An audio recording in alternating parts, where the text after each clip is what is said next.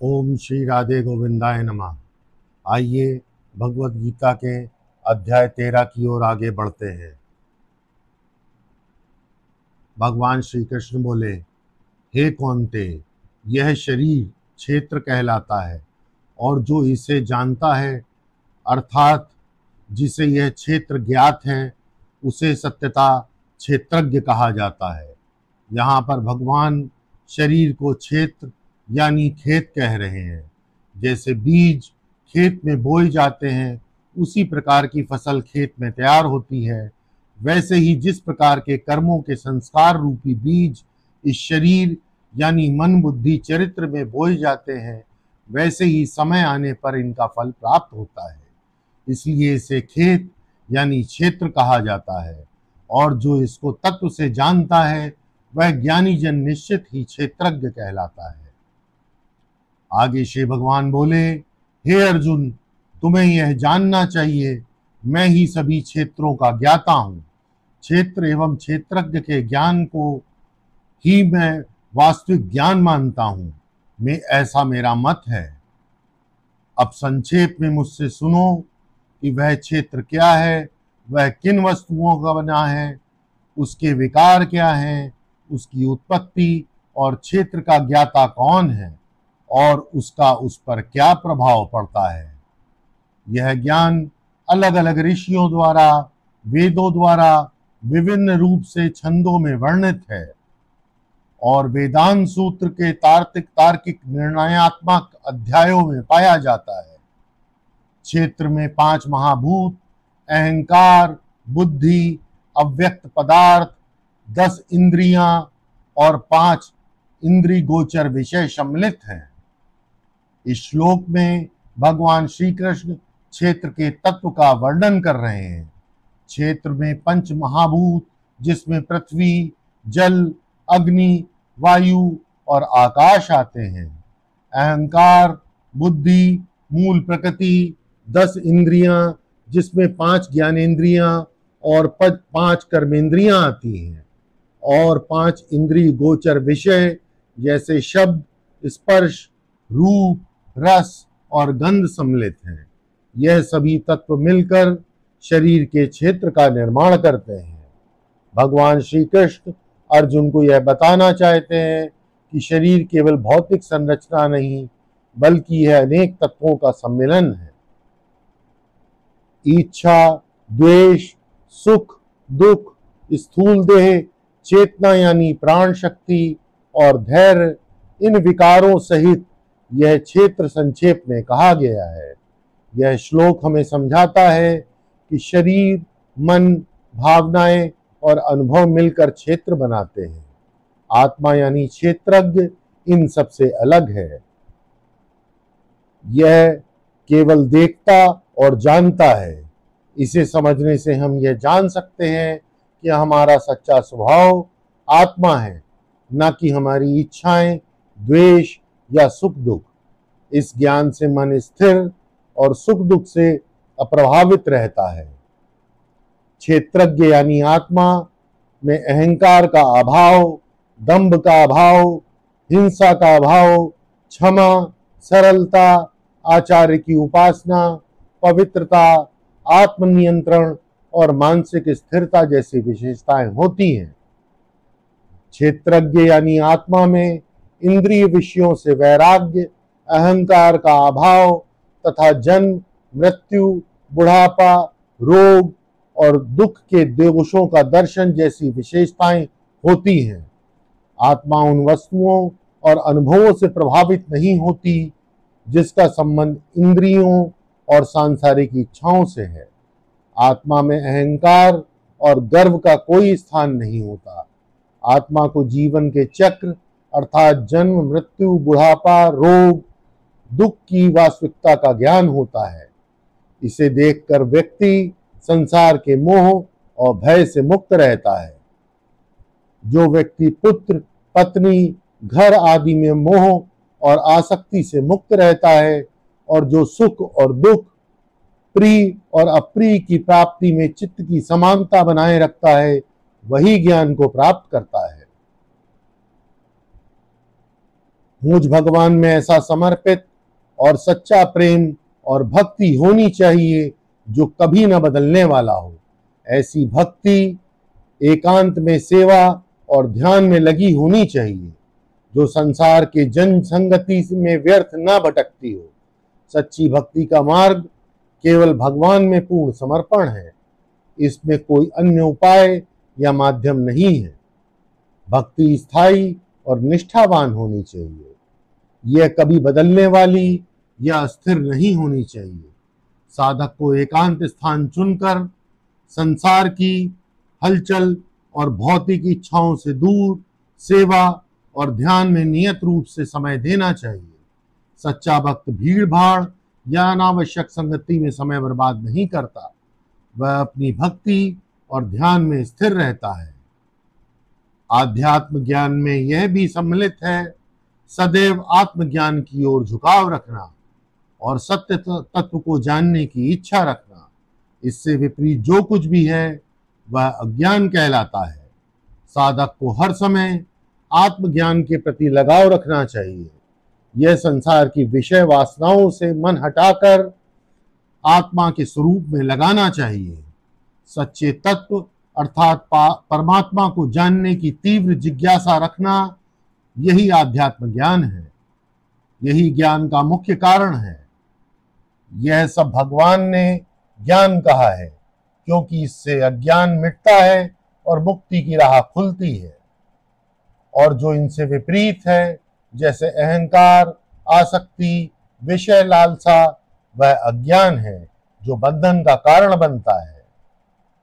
श्री भगवान आगे कहते हैं, अब मैं उस वस्तु अर्थात परमात्मा को बताऊंगा जिसे जानकर मनुष्य अमर हो जाता है। वह परम ब्रह्म अनादि है। वह न सत है न असत, वह दोनों से परे है। वह परमात्मा सर्वत्र हाथ पैरों वाला है। उसके सर्वत्र आंखें, सिर और मुख है और वह सर्वत्र व्याप्त होकर स्थित है। यह श्लोक परमात्मा के सर्वव्यापक स्वरूप का वर्णन करता है। हर प्राणी के हाथ और पैर उसी परमात्मा के हैं। सभी प्राणियों के कर्म उसी से संचालित हैं। हर प्राणी की आंखें, मुख और सिर उसी का विस्तार है। वह सब कुछ जानता है, क्योंकि सबके कान उसी की शक्ति से कार्य करते हैं। वह परमात्मा स्वयं में सब कुछ व्याप्त करके हर जगह स्थित है, परंतु किसी एक रूप में सीमित नहीं है। वह परमात्मा सब इंद्रियों के गुणों को प्रकाशित करने वाला है, फिर भी वह स्वयं उन इंद्रियों से रहित है। वह सबको धारण करने वाला है, फिर भी आसक्त नहीं है। वह निर्गुण है, फिर भी गुणों का भोग करने वाला है। यहाँ भगवान कहते हैं कि परमात्मा सब इंद्रियों के कार्यों को प्रकाशित करता है। देखना, सुनना, बोलना, चलना सब उसी की शक्ति से संभव है, परंतु वह स्वयं किसी इंद्री से बंधा नहीं है। वह शरीर से रहित, निराकार और सर्वव्यापक है। वह सबको धारण करता है, जगत का आधार है, परंतु किसी में भी आसक्ति नहीं रखता। वह स्वयं गुणों अर्थात सत्व, रज और तम से परे है, परंतु इन्हीं गुणों से बना जगत उसी के प्रभाव से चलता है। परमात्मा सबके भीतर रहकर भी निर्लिप्त है। जगत का संचालन उसी से होता है, पर वह उसमें फंसता नहीं। जैसे सूर्य सबको प्रकाश देता है पर किसी में मिल नहीं जाता, उसी प्रकार परमात्मा भी निर्लिप्त रहता है। आगे श्री भगवान कहते हैं कि वह परमात्मा सभी प्राणियों के भीतर और बाहर दोनों ही स्थानों पर है। वह चलने वाला भी है और न चलने वाला भी। अपनी सूक्ष्मता के कारण समझ में नहीं आता। वह बहुत दूर भी है और बहुत निकट भी। श्लोक का कहने का तात्पर्य है कि वह परमात्मा प्रत्येक जीव के भीतर आत्म रूप में है और बाहर जगत में विश्व रूप में विद्यमान है। वह जड़ वस्तुओं में अचल है और चेतन प्राणियों में चलायमान प्रतीत होता है। वह इतना सूक्ष्म है कि इंद्रियां उसे पकड़ नहीं सकती, और जो उसे नहीं जानता उसके लिए वह बहुत दूर है, और जो प्रेम पूर्वक भक्ति करता है उसके लिए वही अत्यंत निकट है। आगे श्री भगवान कहते हैं कि वह परमात्मा सब प्राणियों में अविभाज्य होकर भी विभक्त प्रतीत होता है। वह विष्णु रूप में सभी का पालन पोषण करने वाला, रुद्र रूप में सबका संहार करने वाला और ब्रह्मा रूप में सबको उत्पन्न करने वाला है। वह सभी ज्योतियों का भी ज्योति है, अज्ञान से परे है। वह ज्ञान स्वरूप ज्ञेय और ज्ञान से ही प्राप्त होने वाला है, और वह सबके हृदय में स्थित है। इस प्रकार हे अर्जुन, मैंने संक्षेप में तुम्हें क्षेत्र अर्थात शरीर, ज्ञान और ज्ञेय अर्थात परमात्मा का स्वरूप बताया। जो मेरा भक्त इसे जान लेता है वह मेरे स्वरूप को प्राप्त हो जाता है। आगे श्री भगवान कहते हैं, हे अर्जुन, प्रकृति और पुरुष इन दोनों को तू अनादि जान। जो विकार अर्थात परिवर्तन और गुण अर्थात सत्व, रज व तम हैं, वे प्रकृति से उत्पन्न हुए हैं, यह जान। श्री भगवान कहते हैं कि न तो प्रकृति की कोई आदि सीमा है, न ही पुरुष अर्थात ईश्वर की, दोनों ही अनादि हैं। सृष्टि का आरंभ इनसे ही होता है। जो संसार में विकार अर्थात जन्म, मरण, दुख, सुख आदि दिखाई देते हैं, और जो गुण सत्व, रज व तम प्रकृति में विद्यमान है, वह यह सब प्रकृति से उत्पन्न हुए हैं। अर्थात सभी परिवर्तन और प्रवृत्तियां प्रकृति की देन हैं। आत्मा यानी पुरुष उनसे परे और अचल है। प्रकृति ही सारे परिवर्तन और क्रियाओं का कारण है। पुरुष अर्थात आत्मा साक्षी मात्र है, वह न करता है न बदलता है। संसार की गति का मूल कारण प्रकृति के गुण हैं। यह जानने वाला व्यक्ति मोह और आसक्ति से मुक्त होकर ज्ञान और शांति को प्राप्त करता है। कार्य और कारण के कर्तव्य में अर्थात सृष्टि की रचना और क्रिया में प्रकृति कारण कही जाती है, और पुरुष अर्थात आत्मा सुख दुख के भोग का हेतु कहा जाता है। यहाँ श्री भगवान कह रहे हैं कि जो कुछ संसार में बनता बिगड़ता है, चलता फिरता है, वह सब प्रकृति अर्थात माया से होता है। यही प्रकृति शरीर, इंद्रियों, मन, बुद्धि और कर्मों की रचना करती है, इसलिए उसे कार्य और कारण का कर्ता कहा गया है। जो आत्मा है वह स्वयं कुछ नहीं करता, परंतु जब वह प्रकृति से जुड़ता है अर्थात शरीर मन को मैं मानता है, तब वह सुख दुख का भोक्ता बन जाता है। यह भोग भी वास्तव में उसका नहीं है, बल्कि अहम भाव से उत्पन्न भ्रांति मात्र है। सृष्टि की गतिविधि का कारण प्रकृति है। सुख दुख का अनुभव होने का कारण अहंकार से जुड़ा पुरुष जीव है। जब यह ज्ञान हो जाता है कि मैं शरीर नहीं साक्षी आत्मा हूं, तब मनुष्य कर्म के बंधन से मुक्त होकर मुक्त आत्मा बन जाता है। प्रकृति में स्थित पुरुष अर्थात जीवात्मा प्रकृति से उत्पन्न गुणों को भोगता है। गुणों के साथ उसके संग यानी आसक्ति ही उसके अच्छे बुरे योनियों में जन्म लेने का कारण है। आत्मा मूल रूप से अकर्ता और अभोक्ता है, परंतु जब वह प्रकृति यानी शरीर, मन, बुद्धि आदि में स्थित हो जाता है, तब वह अपने को शरीर मानने लगता है और प्रकृति से उत्पन्न तीन गुण सत्व, रज और तम के अनुसार सुख, दुख और मोह का अनुभव करता है। यह अनुभव वास्तव में शरीर मन का है, लेकिन पुरुष उसे अपना मानकर भोगता प्रतीत होता है। यह सब बंधन गुणों से आसक्ति यानी संग के कारण होता है। जैसे कोई व्यक्ति नाटक में किसी पात्र से जुड़ जाता है, वैसे ही आत्मा प्रकृति के गुणों में फंस जाती है।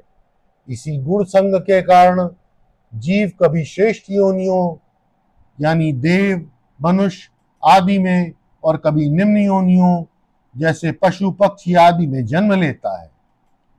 अर्थात कर्म और गुणों के संग से ही पुनर्जन्म का चक्र चलता रहता है। वास्तव में आत्मा स्वयं न करता है न भोगता, पर आसक्ति के कारण वह फंस जाती है। सुख दुख और जन्म मरण का चक्र गुण संग से ही चलता है। जब यह ज्ञान होता है कि मैं शरीर मन नहीं साक्षी आत्मा हूं, तब गुणों से संग टूट जाता है और जीव मुक्त हो जाता है। यह परम पुरुष अर्थात परमात्मा इस शरीर में स्थित होकर उपद्रष्टा यानी साक्षी, अनुमंता यानी अनुमति देने वाला, भर्ता यानी पालन करने वाला, भोक्ता यानी अनुभव करने वाला और महेश्वर है। इसको परमात्मा कहा गया है। यह परम पुरुष इस शरीर में स्थित है, पर शरीर से परे है।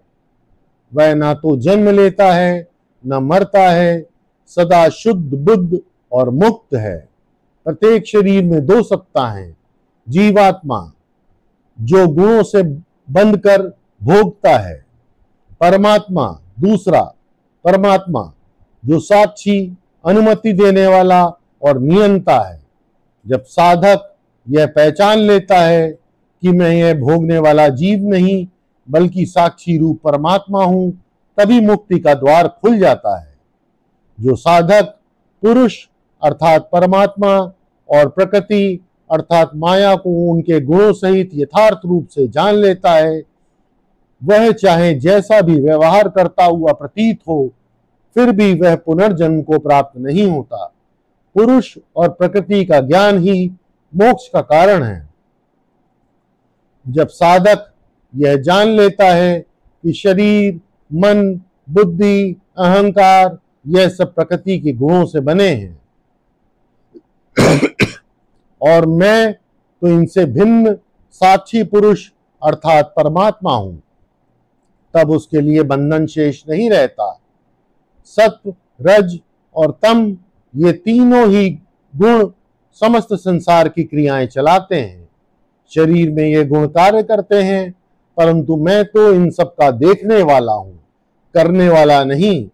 यह ज्ञान पाने वाला व्यक्ति फिर संसार में कोई विशेष आचार विचार बदलने की चिंता नहीं करता, क्योंकि उसका अंतर का दृष्टिकोण बदल जाता है और वह यह जानता है कि जो कुछ हो रहा है वह प्रकृति के गुणों से हो रहा है। मैं साक्षी मात्र हूं। फिर उसका पुनर्जन्म नहीं होता, क्योंकि वह अब देह, मन, बुद्धि से अपनी पहचान नहीं रखता।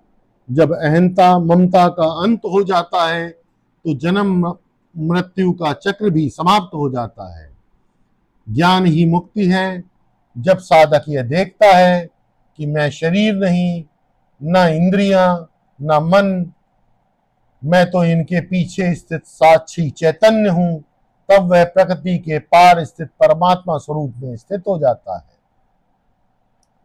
कुछ लोग ध्यान के द्वारा, कुछ लोग सांख्य योग अर्थात ज्ञान योग के द्वारा और अन्य लोग कर्म योग के द्वारा अपने आत्म स्वरूप आत्मा को आत्मा में देख लेते हैं और आत्मा का साक्षात्कार कर लेते हैं। आत्मा का अनुभव एक ही है, परंतु मार्ग अनेक हैं। ध्यान, ज्ञान और कर्म सभी अंततः एक ही सत्य तक ले जाते हैं। जो अपने स्वभाव के अनुसार किसी भी मार्ग से मन को शुद्ध कर लेता है, वह आत्मा को अपने ही भीतर देख लेता है। जो लोग इस प्रकार ज्ञान, ध्यान या कर्म से आत्मा को नहीं जानते, वे दूसरों से सुनकर भी उसकी उपासना करते हैं और वे भी श्रवण में स्थिर रहते हैं और मृत्यु को अर्थात संसार सागर को पार कर जाते हैं। श्रवण भी एक महान साधना है। जो श्रद्धा और प्रेम से सत्संग, शास्त्र या गीता के वचन को सुनता है, वह भी धीरे धीरे उसी आत्मबोध को प्राप्त कर लेता है जो ध्यान या ज्ञान से प्राप्त होता है। हे भरत क्षेत्र, जितने भी स्थावर अर्थात अचल या जंगम अर्थात चलने वाले प्राणी उत्पन्न होते हैं, वे सब क्षेत्र यानी शरीर और क्षेत्रज्ञ यानी जीवात्मा के संयोग से ही उत्पन्न होते हैं। ऐसा तू जान, क्षेत्र और क्षेत्रज्ञ का संयोग ही सृष्टि का कारण है। क्षेत्र यानी प्रकृति से बना हुआ शरीर या पदार्थ जगत, क्षेत्रज्ञ यानी चेतनात्मा। जब चेतनात्मा प्रकृति यानी शरीर, इंद्रिय, मन आदि के साथ जुड़ती है, तभी यह संसार सजीव प्रकट होता है। स्थावर और जंगम दोनों प्रकृति से बने हुए हैं। पेड़ पौधे पर्वत आदि स्थावर हैं, मनुष्य पशु पक्षी आदि जंगम हैं अर्थात चलायमान हैं। इन सब में शरीर तो प्रकृति का है, पर जीवन और चेतना क्षेत्रज्ञ से आती है। सभी में एक ही चेतना का प्रकाश है। हर जीव में वही एक परमात्मा अंश रूप से विद्यमान है। अंतर केवल अज्ञान का है। जैसे एक ही सूर्य अलग अलग पात्रों में अलग अलग प्रतिबिंबित होता है, वैसे ही एक ही परमात्मा सब जीवों में प्रकट होता है। जब साधक यह समझता है कि सब शरीर प्रकृति के हैं और सब में चेतना एक ही परमात्मा की है, तब उसके भीतर का भेदभाव मिट जाता है। यही दृष्टि समदर्शिता या ज्ञान दृष्टि कहलाती है। जो व्यक्ति सभी प्राणियों में समान रूप से स्थित परमेश्वर को देखता है और जो देखता है कि वह परमेश्वर सभी नाशवान शरीरों में स्वयं अविनाशी है, वही वास्तव में देखने वाला सच्चा ज्ञानी है। जो साधक सब प्राणियों में समान रूप से स्थित ईश्वर को देखता है, वह अपने द्वारा अपने को अर्थात आत्मा को नष्ट नहीं करता और इसी से वह परम गति अर्थात मोक्ष को प्राप्त होता है। जो साधक यह देखता है कि सभी कर्म केवल प्रकृति के द्वारा किए जा रहे हैं और वह यानी आत्मा वास्तव में अकर्ता कुछ भी न करने वाला है, वही वास्तव में सच्चा देखने वाला है। जब मनुष्य यह देखता है कि सभी जीव प्राणी एक ही ब्रह्म में स्थित हैं और वही ब्रह्म उनमें विभिन्न रूपों में विस्तार पाकर प्रकट हो रहा है, तब वह ब्रह्म को ही प्राप्त हो जाता है। एकता का दर्शन ही ब्रह्म दर्शन है। जब साधक यह अनुभव करने लगता है कि यह संसार भले ही अनेक रूपों में दिखाई देता है, पर सबका मूल एक ही ब्रह्म है, तब उसके भीतर अद्वैत अर्थात एकत्व का भाव जागता है।